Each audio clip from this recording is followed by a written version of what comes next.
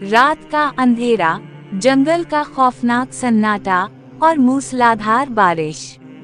रणधीर अपनी पुरानी बैलगाड़ी लेकर जंगल के सुनसान रास्ते से गुजर रहा था। आसमान में गरजते बादल ऐसे महसूस हो रहे थे जैसे क़यामत टूटने वाली हो। बारिश की तेज बूंदें इसके चेहरे पर चोट की तरह लग रही थीं, जबकि कीचड़ में धंसे पहिए इसका रास्ता रोक रहे थे। सहमे हुए बैल बार बार रुक जाते, मगर रणधीर हिम्मत बांधकर कहता, बस थोड़ा और, हमें घर पहुंचना है। उसकी आवाज में थकन भी थी और अपनों से मिलने की बेचैनी भी। है बजरंग बिल्ली, आज कैसी खौफनाक रात है। काश में कलियनपुर में इतनी देर ना रुकता। चारों तरफ ऐसा सन्नाटा था कि अपनी सांसों की आवाज भी डर पैदा कर रही थी। दूर कहीं जंगली जानवरों की खौफनाक चीखें सुनाई दे रही थीं। रणधीर का दिल घबरा रहा था, क्योंकि इसने इस जंगल के बारे में कई डरावनी कहानियां सुन रखी थीं। तभी अचानक बारिश के शोर के दरमियान उसे मंदिर की घंटी की आवाज सुनाई दी। वो आवाज अजीब थी, पुरस्कार, मगर दिल को जैसे किसी आस का सहारा दे रही थी। रणधीर ने बैलों को उसी तरफ मोड़ दिया। कुछ दूर जाने के बाद घने दरख्तों के दरमियान एक पुराना हनुमान मंदिर नजर आया। बाहर से वीरान और टूटा फूटा, मगर अंदर हल्की सी रोशनी जल रही थी। रणधीर जल्दी से मंदिर के अंदर दाखिल हुआ। अंदर अजीब सुकून था। अगरबत्तियों की खुशबू पूरे मंदिर में फैली हुई थी। ऐसा लग रहा था जैसे अभी अभी किसी ने पूजा की हो। कोई है यहाँ? रणधीर ने डरती हुई आवाज में कहा। मैं रास्ता भटक गया हूँ। बारिश बहुत तेज है। अगर थोड़ी देर यहाँ रुक जाऊं तो कोई एतराज तो नहीं। तभी मंदिर के पिछले हिस्से से एक बूढ़े साधु बाहर आए। लंबी सफेद दाढ़ी, माथे पर तलक और आंखों में अजीब सा सुकून। मगर उनके चेहरे पर एक अनदेखा खौफ भी था। इन्होंने रणधीर को गौर से देखा और धीमी आवाज में बोले, बेटा, आज की रात यहाँ से बाहर मत जाना। चाहे कोई तुम्हें पुकारे, चाहे कोई तुम्हारा नाम ले, या तुम्हारे किसी अपने की आवाज सुनाई दे, याद रखना, हर आवाज इंसान की नहीं होती। ये अल्फाज सुनकर रणधीर के जिस्म में सर्द लहर दौड़ गई। इसने सोचा शायद जंगल में खतरनाक जानवर होंगे, उसी लिए साधु उसे डरा रहे हैं। साधु ने उसे खाने के लिए फल दिए, चटाई और कंबल दिया और कहा, तुम बजरंग बिल्ली की पनाह में हो, डरो मत।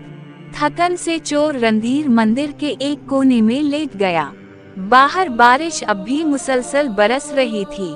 हुआ मंदिर की दीवारों से टकराकर खौफनाक आवाजें पैदा कर रही थी।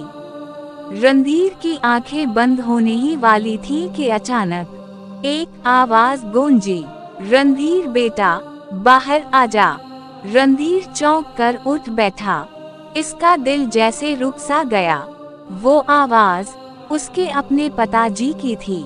बेटा, मैं बहुत मुसीबत में हूँ, मुझे बचा ले। देख, मैं बारिश में भीग रहा हूँ, बस एक बार बाहर आ जा।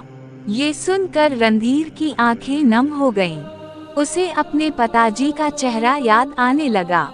बचपन की वो मोहब्बत, उनका प्यार, उनका सहारा। इसका दिल जोर जोर से धड़कने लगा।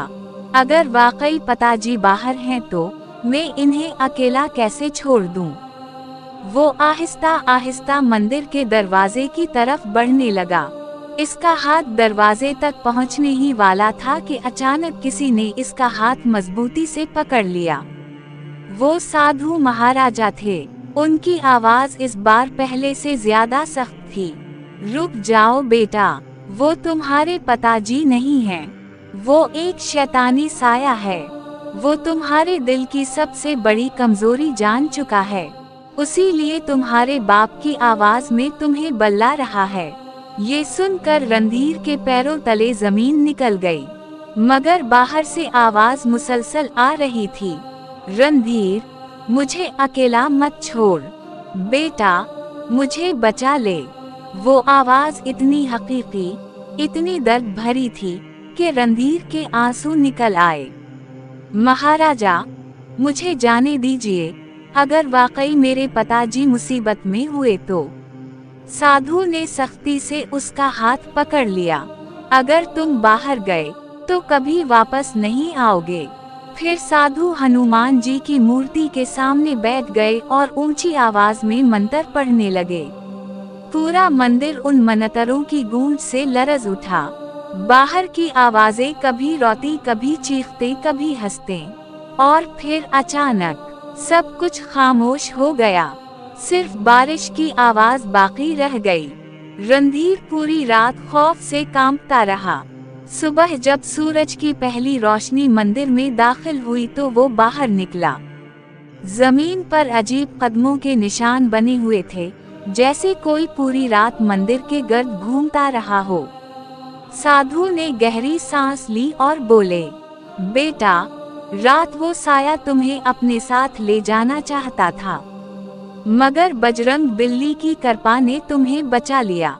ये सुनकर रणधीर की आंखों से आंसू बहने लगे। इसने कांपते हाथों से साधु के कदम छू लिए। महाराजा, अगर आप ना होते तो मैं ना होता।